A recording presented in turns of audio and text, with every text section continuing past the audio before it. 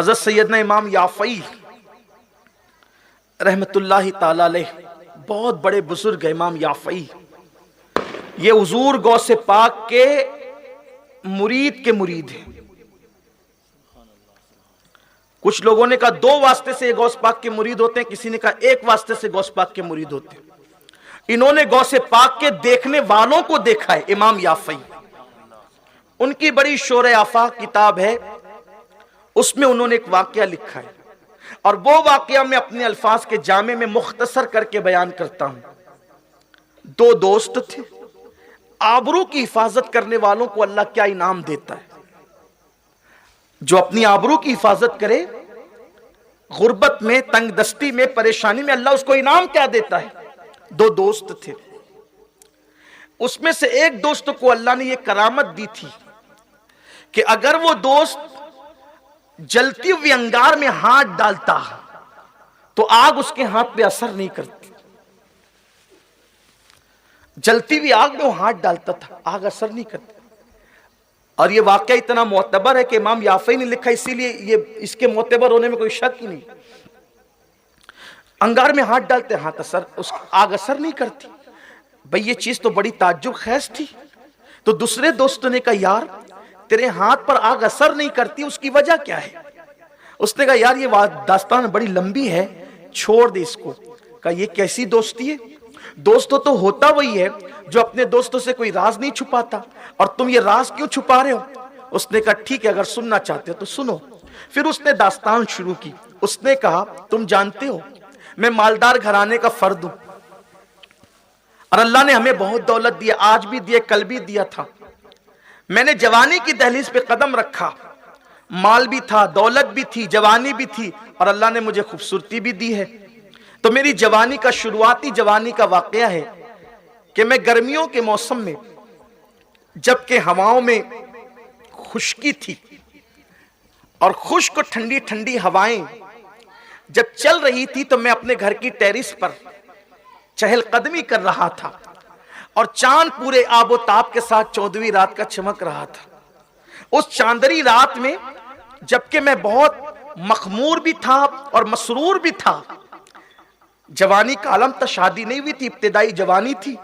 मेरी नजर सामने की टेरिस पर पड़ी तो मैंने देखा एक खूबसूरत लड़की, हुस्न की मलिका। अगर मैं उसको अपने ज़ौक़ के मुताबिक अल्लामा अरशदुल क़ादरी के कलम की रोशनी में उसका हुस्न बयान करूं तो मैं उसको यूं कह सकता हूं कि उसका चेहरा हिंदुस्तानी शायरी के मुताबिक बनारस की सुबह की तरह था और उसके बाल मथुरा की शाम की तरह। उसका चेहरा, उसके रुखसार ऐसे लगते थे जैसे किसी झील के अंदर अभी कोई कंवल मुस्कुराया हो।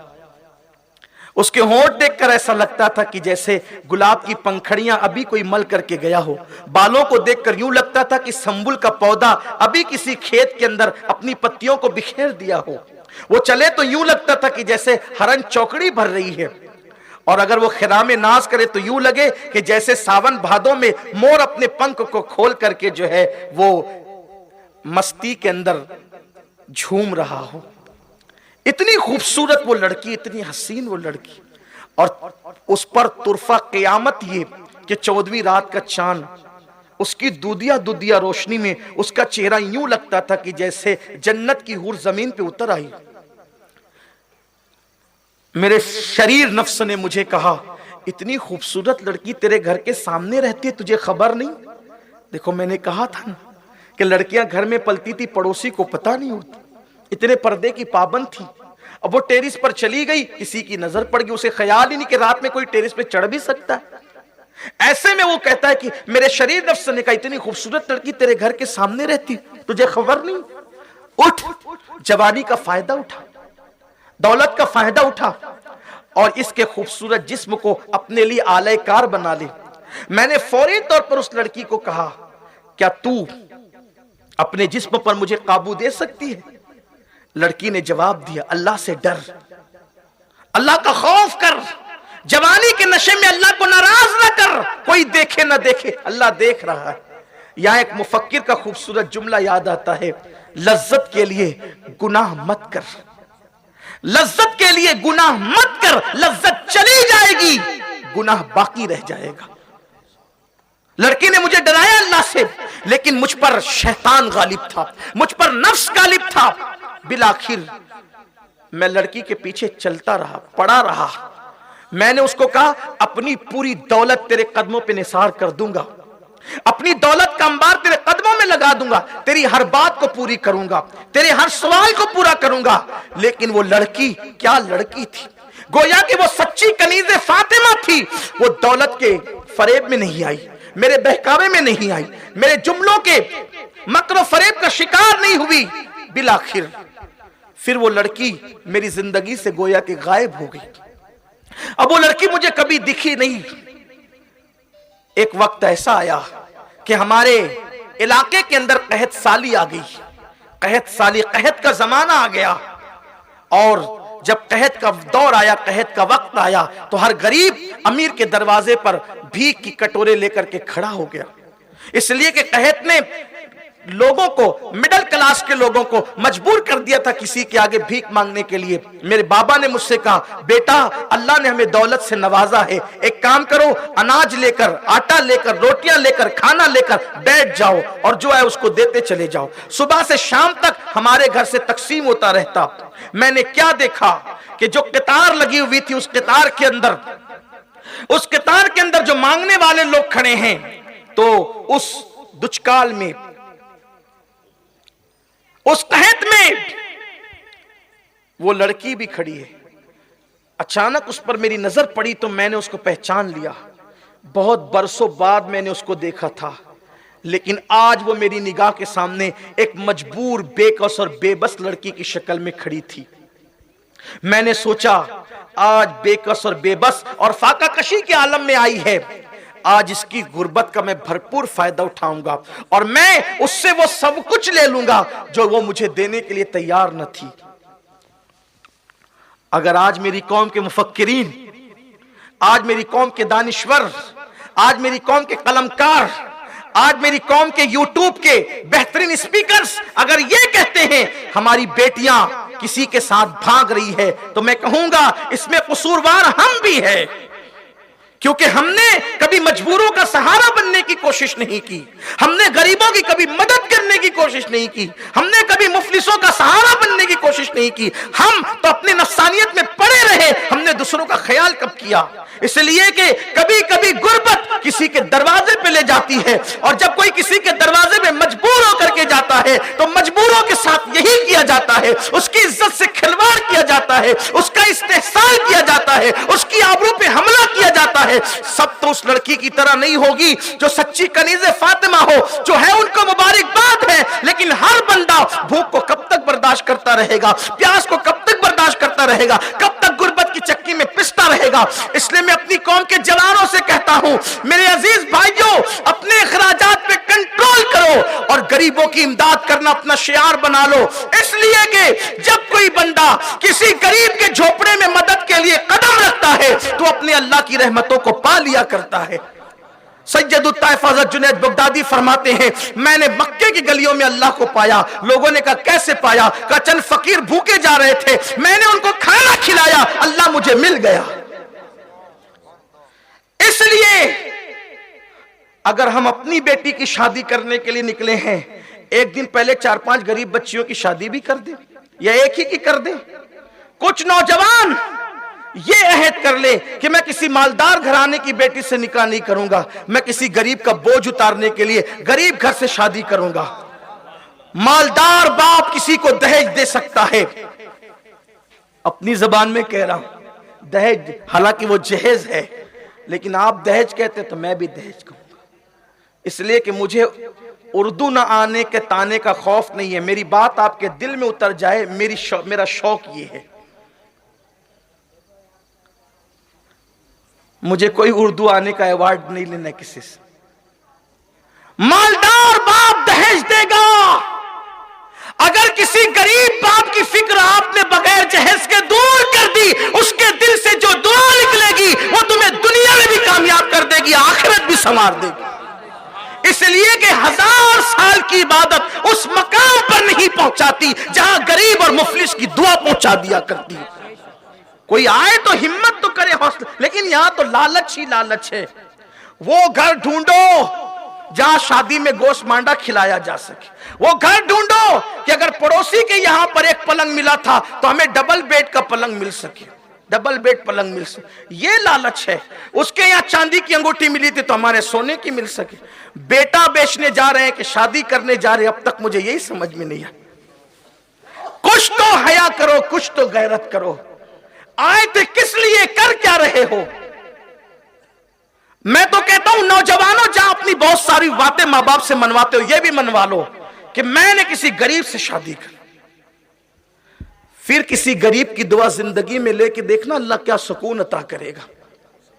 लेकिन सिर्फ दीनदारी देखना, दीनदारी देखो अल्लाह कैसा करम फरमाता है। तो उस जवान ने सोचा कि आज मुफलिस फाकाकश मजबूर होकर के आई है, आज इसकी मजबूरी का पूरा पूरा फायदा उठाऊंगा। उसने अपने नौकरों से कहा, वो लड़का बयान करता है जवान, मैंने नौकरों से कहा कि तुम सबको निपट लो, और उसको मैंने बुलाया अपने खास कमरे में, कहा कि क्यों आई हो? लड़की ने कहा कि मेरे 3 बच्चे हैं, जब कभी मिली थी और आज मेरी शादी हो गई उसके बाद, और मेरे 3 बच्चे हैं, तीनों भूखे हैं। शौहर के पास इतनी ताकत नहीं है कि वो मेरे बच्चों को खिला सके, क्योंकि कहत का जमाना है।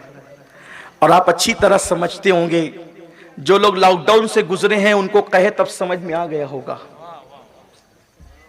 इसलिए कि लॉकडाउन के अंदर मैंने देने वालों को भी मांगते देखा। जब हमारे सुन्नी दावत इस्लामी के अहबाब रिलीफ बांटते थे तो मैं चेहरा देख करके नजरें फेरता था कि ये वही लोग तो हैं जो मेरे मालेगांव, मेरे शहर के देने वाले लोगों को मैंने लेते देखा है। बाज लोग तो चेहरे पर रुमाल बांध करके आते थे मास्क के बहाने, और मस्जिद के अंदर भी आकर खोलते नहीं थे ताकि चेहरा छुपा रहे कि पता ना चले कि मैं कौन। ये भी हमने देखा। बाज लोगों को मैंने ये कहते हुए देखा है कि से सब आप भेज देना चुपके से, हम आपको बता सकते हैं औरों के सामने क्या। मजबूरी बहुत बुरी होती है, बेकसी बहुत बुरी होती है। हाँ, बल्कि आपको यकीन नहीं आएगा, लेकिन चूंकि मैं कह रहा हूं तो आपको यकीन आना चाहिए कि मेरे शहर का एक ऐसा बंदा बिला मुबालगा हजारों रुपए जिसके घर से ज़कात निकलती, मस्जिद मदरसे तामीर करने वाले लोग, उस घर का एक जवान मुझसे कहता है कि अगर ज़कात की रकम में 12,000 10,000 जो भेज सकते हैं भेज दे चुपके से, इसलिए कि घर की पोजीशन ये आ गई कि अब हम ज़कात खा सकते हैं। लॉकडाउन में इन हालात से लोग गुजरे और कुदरत ने बताया, दौलत के नशे में खुदा के गजब को दावत देने वालों, दौलत सब कुछ नहीं है बल्कि हमारी ताकत सब कुछ है। लोगों को सीखना चाहिए था लॉकडाउन से, लेकिन सीखा कुछ भी नहीं, जैसे थे वैसे हैं। कुछ दिन के लिए आंसू आ गए, उसके बाद फिर वो जो कि वही, सुधरते नहीं ना, बदलते नहीं, बल्कि अब तो हाल ही हो गए हम ना बदलेंगे जमाने को बदल देंगे, ये कैफियत हो गई। खुद बदलते नहीं औरों को बदल देते हैं वाला मामला है। और क्यों आई हो? का कहत है, बच्चे भूखे हैं, खुद भूखी रहती तो बर्दाश्त कर लेती, लेकिन मां होना बच्चों की भूख बर्दाश्त नहीं होती, शौहर खिलाने के काबिल नहीं है। इसलिए मैंने सुना था कि तुम लोगों को अनाज और जरूरत की चीजें बांट रहे हो, तो मैंने सोचा कि पड़ोसी हो, मेरे पड़ोसी रह चुके हो ना, ससुराल तो कहीं और है, तो आयु के मुझे कुछ दे दो। उसने कहा देखो मैं तुम्हें सब कुछ दूंगा, तुम्हारे कदमों में दौलत का अंबार लगा दूंगा, तुम जो कहो कि हर नेमत दूंगा। अब भी एक काम करो, मुझे अपनी प्यास बुझाने दो नफ्स की। यानी उस लड़के ने उस लड़की को जिना की दावत दी। लड़की ने कहा अल्लाह से डर,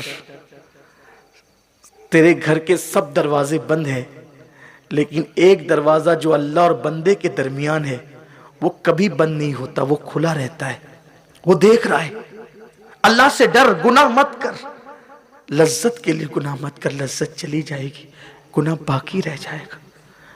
मुझ पे शैतान गालिब था। वो नौजवान कहता है, मैंने कहा अगर तू अपना नफ्स, अपना जिस्म मुझ पे हलाल नहीं करती, नहीं सुपुर्द करती, मैं तेरी कोई मदद नहीं करूंगा, जा। लड़की पलट गई। जवान कहता जब वो पलटी तो नन्हे नन्हे बच्चे थे, छोटे छोटे। माँ को आता देखकर बच्चों ने कहा अम्मी ले आई खाना। माँ ने कहा बेटा नहीं। छोटे बच्चों ने कहा माँ अब भूख बर्दाश्त नहीं होती, या हमें मार डालो या हमारे लिए खाने का इंतजाम कर। माँ आखिर माँ होती। अल्लाह ने माँ के सीने में जो धड़कता हुआ दिल दिया है, वो दिल अल्लाह ने किसी को नहीं दिया। कहते हैं कि माँ अगर मुर्गी हो तो भी उसकी ममता का हाल ये है कि वो अपने आप को खतरे में डाल के बच्चों को बचाती है। माँ अगर अशरफुल मखलूकात इंसान हो तो उसकी ममता का आलम क्या होगा। तो वो माँ थी, तड़प गई, तड़पी। वो बच्चों को दिलासा देने की कोशिश की, लेकिन बच्चे बच्चे होते, बच्चे बच्चे होते हैं, उन्हें दिलासा देना आसान नहीं होता। बच्चों ने कहा मां या मार डालो या खाने का इंतजाम करो। उसने सोचा क्या करूं। अचानक शैतान ने एक वसवसा पैदा किया। एक तरफ बच्चों की जिंदगी, एक तरफ तेरी आबरू है। अगर आबरू लुटाकर बच्चों की जिंदगी बचा लेती तो बचा ले, अभी जिना कर ले, बाद में तौबा कर लेना। ये बहुत भयानक तसव्वुर है। अभी गुनाह करो, बाद में तौबा कर लेंगे। ये बहुत बड़ा शैतान का फरेब है। क्या तौबा करने की मोहलत भी मिलेगी? क्या तौबा करने का मौका भी मिलेगा? अगर गुनाह करते करते मौत आ गई तो क्या करोगे? वो लड़की के ज़हन में बात आई, यार हाँ मेरे बच्चे हैं ना, मेरे बच्चों को बचा लूं, आबरू बेच दूं। बहनों की तवज्जो, आप सबकी तवज्जो, कभी किसी की जिंदगी बचाने के लिए हराम काम नहीं करना, आबरू नहीं बेचना, गुर्बत का सौदा नहीं करना, इस्मत का सौदा नहीं करना। चली वो, चलो आबरू बेचकर बच्चों की जान बचा लेते। गई, कहा कि दे देना कुछ, बच्चों की जान तड़प रहे मेरे बच्चे भूख से, दे दे कुछ। उसने कहा या तो आबरू दो या तो चली जाओ, कुछ नहीं देंगे।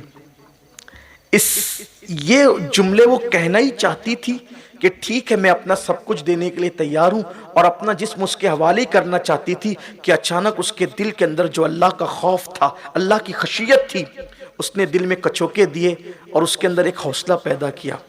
और फिर उसके जबान से जुमले निकले, ए जवान कान खोल के सुन ले, ए जवान कान खोल के सुन ले, मैं अपने एक एक बच्चे को तड़प तड़प कर मरता तो देख लूंगी, लेकिन कभी अपनी आबरू का सौदा नहीं करूंगी।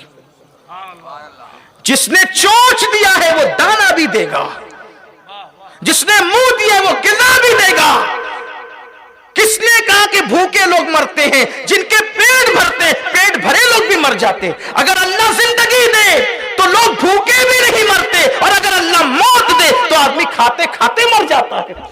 कहा कि मैं अपने एक एक बच्चे को तड़प तड़प कर मरता देखूंगी, लेकिन अपनी आबरू का सौदा नहीं करूंगी। और अब जा रही हूं, कभी पलट कर वापस नहीं आऊंगी। अगर तेरा ज़ौक सलामत है, अगर तू संवर जाए और अगर तेरे अंदर तब्दीली आ जाए तो खुद ला के दे देना, अब मैं नहीं पलटूंगी कभी।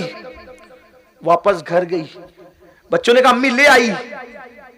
मां ने कहा बेटा इंतजार करो, आ रहा है, अभी आ रहा है तुम्हारा खाना, इंतजार करो। मुसल्ला बिछाया और सर सजदे में रखकर सुन्नते फातिमी अदा करते हुए कहा मौला तू देख रहा है, इस तसव्वुर से मैंने बच्चों की जिंदगी दांव पे लगा दी है, और तेरे महबूब का फरमान है कि जो अल्लाह से डर के गुनाह से बचता है अल्लाह उसे वहां से रोजी देता है जहां उसका गुमान भी नहीं जाता। मेरे बच्चों की भूख का इंतजाम कर दे। ये जुमले मुकम्मल भी न हुए थे, दरवाजे पे दस्तक हुई। उठ के दरवाजा खोला तो क्या देखा कि वो नौजवान अपने गुलामों के साथ खड़ा था और सारा सामान उसके पास था। लड़की ने कहा क्यों आया है? वही पाप की नजर लेकर? उसने कहा नहीं मेरी बहन, मेरा दिल बदल गया है, तेरे तकवे तेरी खशियत से मेरा दिल बदल गया है। जब तू गरीब होकर अल्लाह से इतना डरती है, मुझे मालदार होकर अल्लाह से कितना डरना चाहिए। ले, ये मैं तेरे लिए तोहफा लेकर के आया हूं। लड़की ने कहा रुक, अभी नहीं लेती। हाथ उठाए, ए अल्लाह अगर ये अपने कौल में सच्चा है, अगर ये अपने कौल में सच्चा है तो तेरी बंदी जो तुझसे डर कर गुनाह से महफूज रही, वो तेरी बारगाह में दुआ करती है, इस पर दुनिया की आग भी हराम कर दे, इस पर जहन्नम की आग भी हराम कर दे। वो नौजवान कहता है उस अल्लाह से डरने वाली लड़की की दुआ का असर है, उसने कहा कि इस पे दुनिया की आग भी हराम कर दे और जहन्नम की आग भी हराम कर दे। उसने ये दुआ दी थी, उस दुआ की बरकत है अब मैं दुनिया की आग में हाथ डालता हूं तो आग मेरे हाथ पे असर नहीं करती, और मुझे उम्मीद है कि जहन्नम की आग भी मुझ पे असर नहीं करेगी। मुझे बताओ, जो अल्लाह से डर कर एक लड़की गुनाह छोड़ दे, जब उसकी दुआ से दूसरे के हाथ पे आग असर नहीं करती तो खुद उसके वजूद की बरकतों का आलम क्या होगा। इसलिए मैं अपनी बहनों से भी कहता हूं, गुर्बत कभी जिंदगी या आबरू बेचने पे मजबूर न करे। अल्लाह से डरो, और आपसे भी कहता हूं अल्लाह से डरो, अपनी जिंदगी को बदलो। आज से पहले जो हुआ सच्ची तौबा करो, बदलो अपने आप को। अल्लाह हम सबको तौफीक अता फरमाए।